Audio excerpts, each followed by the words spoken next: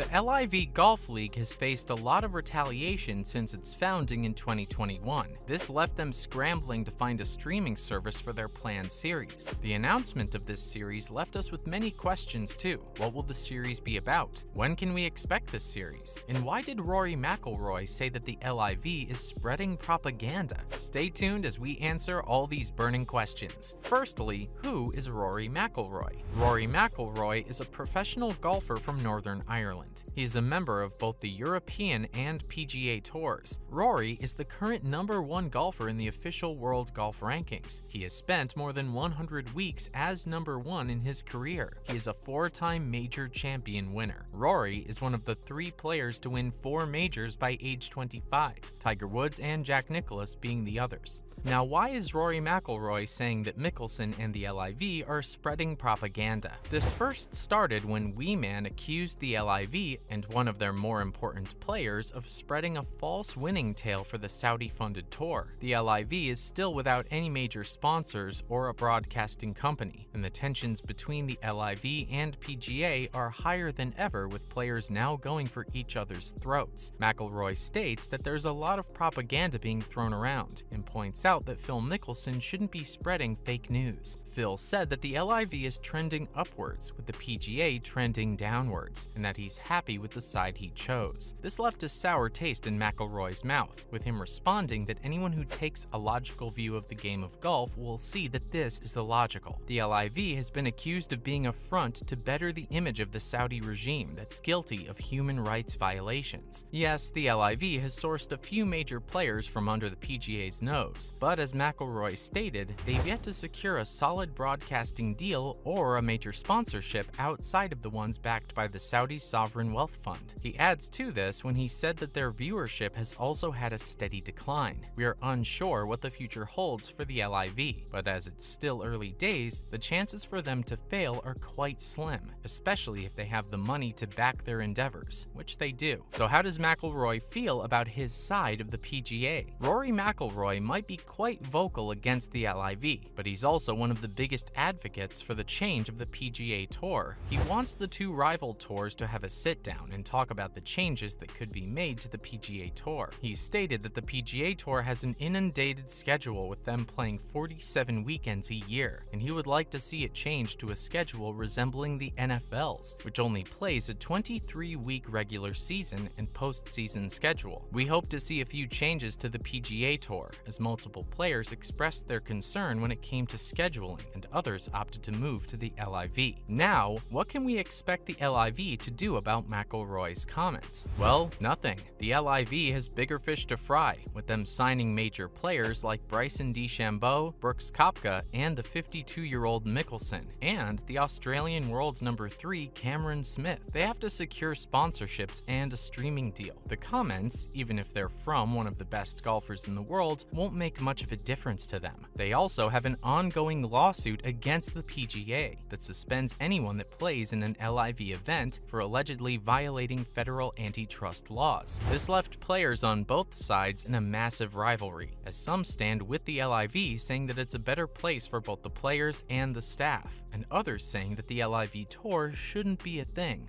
Next, what is the new LIV series? Recently, LIV Golf said that they're planning to shoot a series, much like the hit Netflix Formula 1 series Drive to Survive.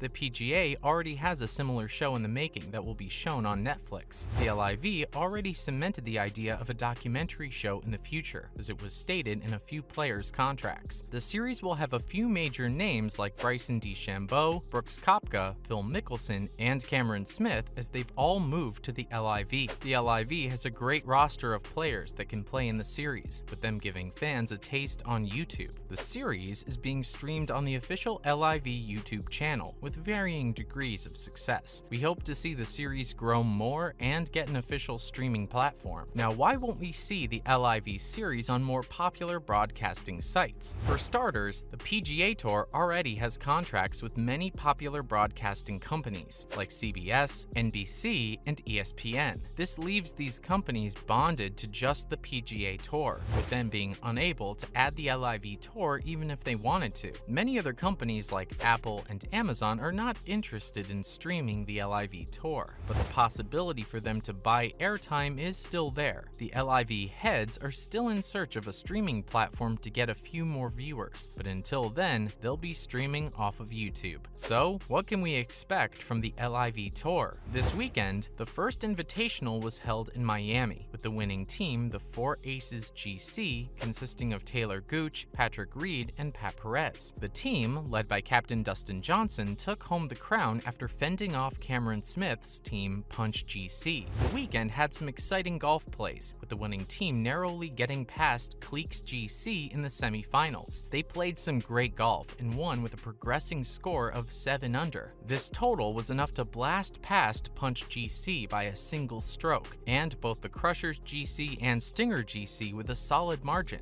We expect to see more great golf matches played in the LIV, and if this weekend is any indication of what we should expect in the future, we're set for some exhilarating golf. Next, how much did the players at the recent event make? The winning team, the 4 Aces, took home the prize amount of $16 million, leaving each player with $4 million. Punch GC, Cameron Smith's team, will be getting $8 million, leaving the team that came second with $2 million each. Third place went to Brooks Kopka's team, Smash GC, and they got $6 million, leaving each player with $1.5 million. The team that got fourth place, Stingers GC, consisting of Captain Louis Oosthuizen, Henny Duplessis, Charles Schwartzel, and Brandon Grace, will get $4 million, leaving each player with $1 million in their pockets. The teams that were eliminated after the semifinals will be getting $3 million each, giving each player $750,000. Those who were eliminated after the quarterfinals will receive $1 million after leaving each player with $250,000. The LIV pays their players great sums of money, as this was for one tournament only. The bonus signing deals and the previous events that will leave each player with more than enough cash to spend. This makes the PGA Tour money look like chump change, as the LIV pays their players on average almost double what the PGA does. There's a lot to take into consideration with this, such as how many players there are and the duration of tournaments, but the LIV is showing the world that they will put their money where their mouth is. Finally, why won't LIV golfers get ranking points? After breaking news that LIV Golf has officially been denied any ranking points this year, the strategic move from the LIV might see it changed in the future. The LIV Golf made a very strategic play when they aligned themselves with the MENA Tour. All the LIV players have joined the MENA Tour and could start earning points soon,